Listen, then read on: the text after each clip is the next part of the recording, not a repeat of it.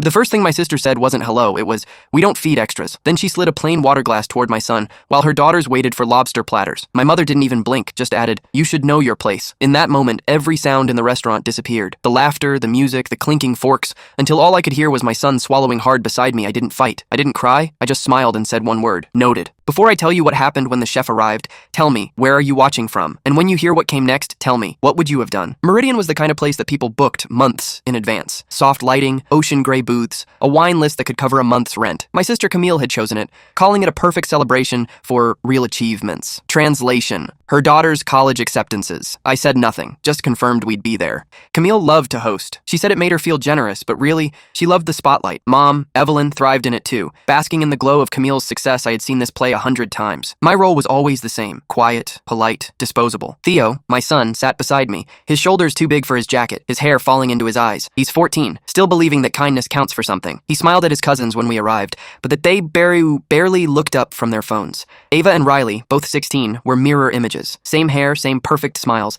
The kind of confidence that comes from being told the world already belongs to you. "Venus, you'll love this place," Camille said, glancing around the crowded dining room. "They have a chef who actually knows what he's doing." I could have told her I trained that very chef, but instead I smiled. "I'm sure he's great." The hostess led us to a corner booth with a clear view of the open kitchen. Every table was full. Waiters moved in rhythm, black aprons, crisp voices. It was my restaurant, though no one at the table knew it yet. I designed the lighting, chose the marble for the bar, built the menu from scratch. Tonight, though, I was just another guest, pretending to fit into a family that had never made room for me. Mom took the head of the table, settling her reading glasses like a crown. "Let's make this night special," she said. "We're celebrating big accomplishments." Ava beamed. Riley leaned in, whispering to her sister about dorm choices. Theo stayed quiet, studying the menu, pretending not to notice that no one asked what he'd like. I tried to focus on him, not the tension. He'd grown so fast this year. His voice was deeper, his hands almost as big as mine. I wanted him to see strength that wasn't loud, the kind that holds still until the right moment to move. When the waiter approached, Camille ordered the most expensive wine. "The twins will have lobster," she said, like it was a tradition. Then, glancing at me, "I hope that's okay." I nodded. "It's your dinner," she smiled, sharp and thin.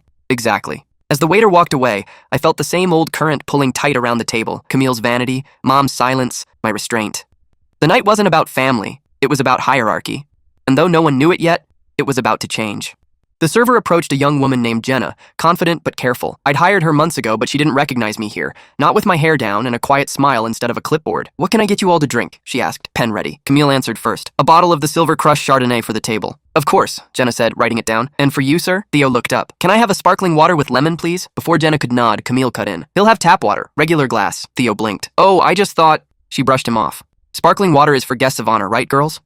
Ava and Riley exchanged a glance, but stayed silent. They weren't cruel, just trained to stay on their mother's side. Jenna hesitated, her eyes flicking to me for confirmation. I gave a tiny nod. She wrote, "tap water," and moved on. The air tightened. My mother filled the silence. "It's nice we're all together, even if some of us don't get to do this very often." Her tone was smooth, practiced, but I caught the edge in it. I'd been on the receiving end of that tone my whole life. Theo tried again. "Can I get the shrimp pasta? It looks really good." Camille didn't even look up from her menu. "That's a bit much for tonight."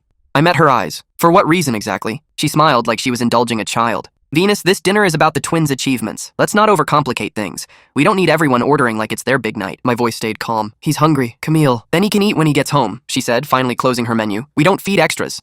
For a second, no one breathed. The words landed like glass breaking. Even the nearby table went quiet. Theo stared down at the tablecloth. Blinking too fast, I could see the redness gathering around his eyes. Mom set her wine glass down.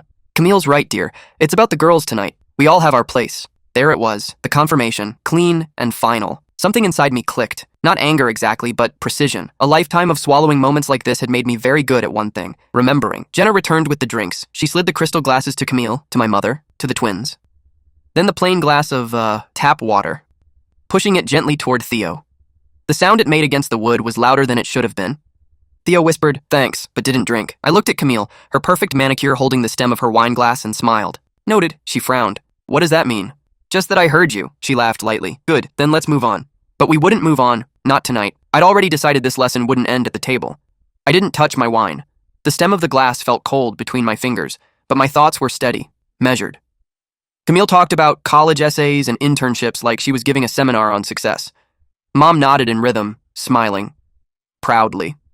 I watched Theo push the condensation ring his glass left on the tablecloth, tracing circles to keep from crying. There was a time when I would have said something, defended myself, defended him. But tonight wasn't about arguing. It was about remembering who held the real power in this room. Jenna passed our table again, dropping off the first course, oysters for the table. Camille waved her hand toward Theo's empty setting. He doesn't need one. Jenna hesitated. Are you sure? Ma'am? Camille's voice sharpened. Positive. Jenna looked at me. I gave her the smallest nod. She moved on, but I caught the flicker of discomfort in her eyes. She knew it wasn't right. She also knew I would handle it. As Camille kept talking, I let my mind wander, not to escape, but to calculate.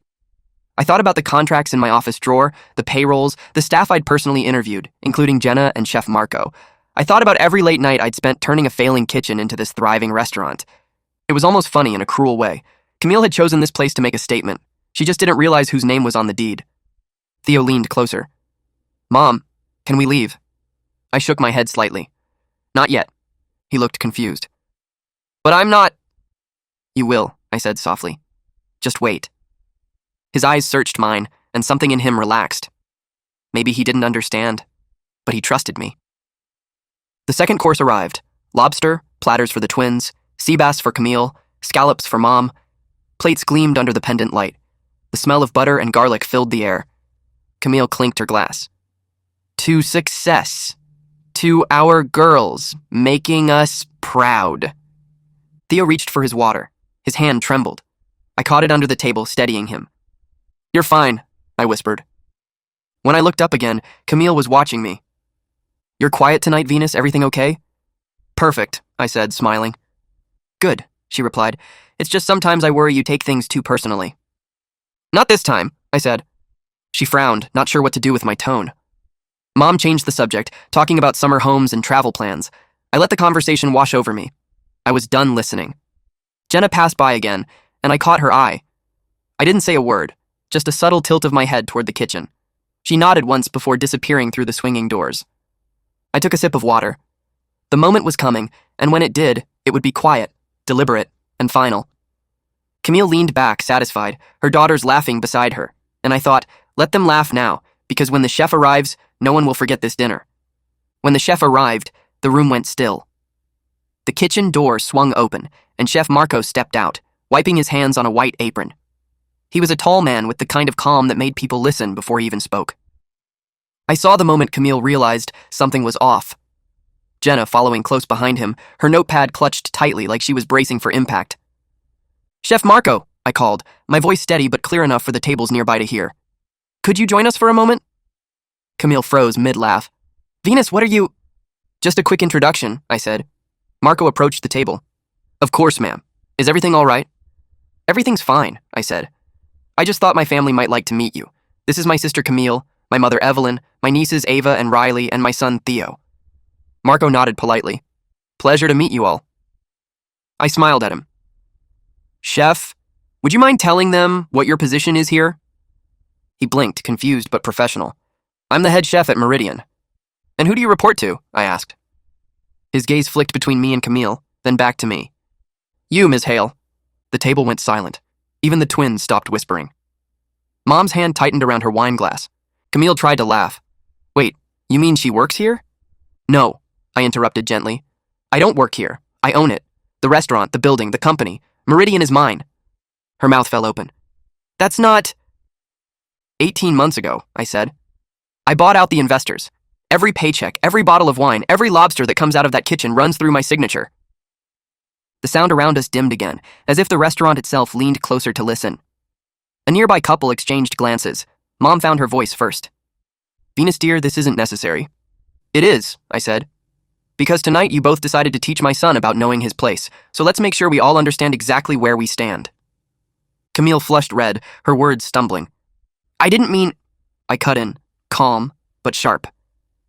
And then you told my employee not to serve my child. That wasn't a slip. That was you showing me who you are. Theo looked between us, eyes wide, unsure whether to feel vindicated or terrified. I placed my hand on his shoulder. Don't worry, I said softly. We're done being extras. I turned to Jenna. Could you please bring my son a lobster platter, the one with truffle butter and the chef's off-menu special? Whatever you think he'll like best. Jenna nodded, her expression a mix of relief and pride. Right away, Ms. Hale. Thank you, I said. And make sure to bring him the good glassware. Camille's voice cracked. You're embarrassing us. I looked at her, still smiling. Funny. That's exactly what you wanted to do to me, wasn't it? Mom interjected, her tone pleading. Venus, please, we're family. Family? I said, finally letting a little steel into my voice. Family doesn't sit by while their grandson gets treated like a stray dog. Family doesn't tell a child he's not worth dinner. The color drained from her face. I turned to Marco. Chef, please ensure my son's meal is perfect. I'd like him to remember this dinner for the right reasons. Marco gave a small smile. You have my word. As he disappeared into the kitchen, the nearby diners started murmuring. Some looked at me with sympathy, others with awe. Camille straightened, pretending not to hear them, but her neck flushed a deep red. Theo's food arrived not long after, an elaborate spread that could have fed 2 people. The lobster steamed, the truffle scent filling the air. Marco himself set the plate down. Enjoy, young man, he said. Theo's voice trembled. Thank you. Camille's twins looked down at their plates, silent now. Their earlier confidence was gone. I leaned forward slightly. Eat, Theo. He hesitated, then took a bite. His shoulders loosened. It's really good. I know, I said. It's yours. I raised my glass, not in a toast, but in a quiet declaration to knowing your worth. Camille whispered, You planned this, didn't you? I shook my head. No, you did. You chose the restaurant, you chose the table, you chose the stage. All I did was turn on the lights. Mom put her head in her hands. Please stop, Venus. I will, I said. After one more thing. I gestured toward Jenna. Please bring the bill to my sister. Camille's eyes widened. Excuse me. This was your dinner, I said evenly. Your celebration. You ordered the $75 bottle of wine, the lobster for the girls. You wanted to be the host's pay. She reached for her purse, frantic. Don't worry, I said softly. You can afford it. After all, you said success should be celebrated properly. Theo kept eating, quiet but peaceful now. His eyes lifted to me, searching for permission to smile. I gave it to him. Camille finally found her voice. This isn't fair. I tilted my head. Fair? You want to talk about fair? She said nothing. Here's fair, I continued. You teach your daughters that they're the main characters. You teach them to treat others like props. And tonight, they watched you learn what happens when the story changes direction. Silence. Even the music in the background seemed to slow. Theo took another bite of lobster, then looked at his aunt. It's really good, he said quietly. Camille's lip trembled. I'm sorry, she whispered. Not to me, I said. To him. She turned to Theo, her voice breaking. I'm sorry, sweetheart. He didn't answer, just nodded once. Mom spoke next, defeated. We should go. Yes, I agreed. You should. They stood awkwardly, gathering their purses, their untouched plates still steaming. People watched them walk out, whispers following like shadows. When the door closed behind them, the room exhaled. Theo looked up at me. Are they going to hate you now? Maybe for a while, I said. But that's all right. I didn't do it for them. He nodded slowly, then smiled, a small, careful thing that grew stronger with every second. Good, I said softly. Now eat. He did, and I leaned back, letting the satisfaction settle.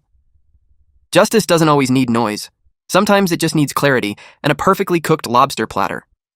The private dining room in the back felt quieter, almost gentle. The noise of the restaurant was just a hum beyond the glass wall. Theo sat across from me, his plate half empty, the nervousness finally gone from his face. Mom, he said, why did Aunt Camille call me an extra? Because some people think worth is something they dirty is so. Kisani mi dornia. Daman inside resign sao I understand. They're wrong. He nodded, studying the gold rim of his plate. You didn't yell. No, I said. People like them expect you to lose control. The best revenge is reminding them you don't have to. He smiled. Then I'm proud of you. I reached across the table, brushing a crumb from his sleeve. Be proud of yourself too, Theo. You didn't break. You stayed kind. That's what makes you the main character. We left Meridian just before closing. The city lights blurred against the windshield, the kind of glow that makes everything feel new again. Theo leaned back in his seat, full and quiet, staring out the window like he finally understood something he'd never been told before. Some people spend their lives learning their place, others build it. I built mine one insult, one long night, one plate at a time, until no one could slide water across my table again. If you've ever been made to feel small, tell me where you're watching from.